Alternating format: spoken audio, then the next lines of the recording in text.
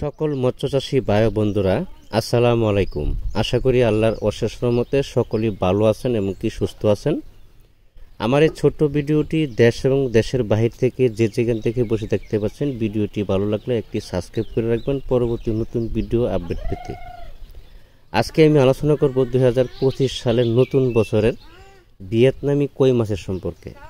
যারা নতুন উদ্যোক্তা নিচ্ছেন যে ভিয়েতনামি কই মাছের পোনা চাষ করবেন বা কালচার করবেন, আপনাদের জন্য কিছু আলোচনা করব যে ভিয়েতনামি কই মাছের পোনা যখন সংগ্রহ করবেন কিভাবে বা কোন ক্যাটাগরি লাইনের মাছের পোনাগুলো সংগ্রহ করতে হবে। অ্যাকচুয়ালি ভিয়েতনামি কই মাছের পোনা একটা মাছের কিন্তু আরেকটা মাছে খেয়ে ফেলে, যেমন বড় মাছটা ছোট মাছের খেয়ে ফেলে।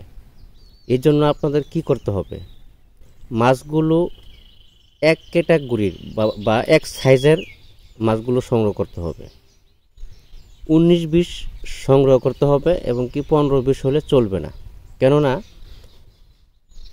বড় মাছটা ছোট মাছের খেয়ে ফেলবে। যখন কালচারে দিবেন মাছগুলো তখন বড় মাছটা ছোট মাছের খেয়ে ফেলবে। কই মাছ কিন্তু এক ধরনের রাক্ষসী মাছ। এর জন্য যে কোনো হ্যাচারি থেকে মাছের পোনা সংগ্রহ করবেন,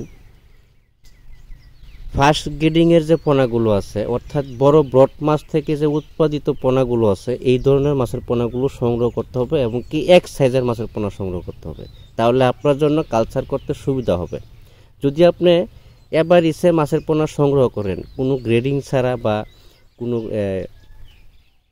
ছোট বড় মাছের পোনা সংগ্রহ করেন, তাহলে যখন পুকুরে না আপনি কালচার করবেন, যদি আপনি একটা পুকুরে 1 লক্ষ মাছ ছাড়েন, তো সেই জায়গায় আপনি কালচার যখন আপনি বিক্রি করবেন তখন আপনার মাছকে ভাইবেন শুধু 50,000 বা 40,000।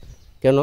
ওই যে ছোট বড় মাছ যে আপনার পুকুরে ছাড়া হয়েছে, বড় মাছটা ছোট মাছের খেয়ে ফেলবে।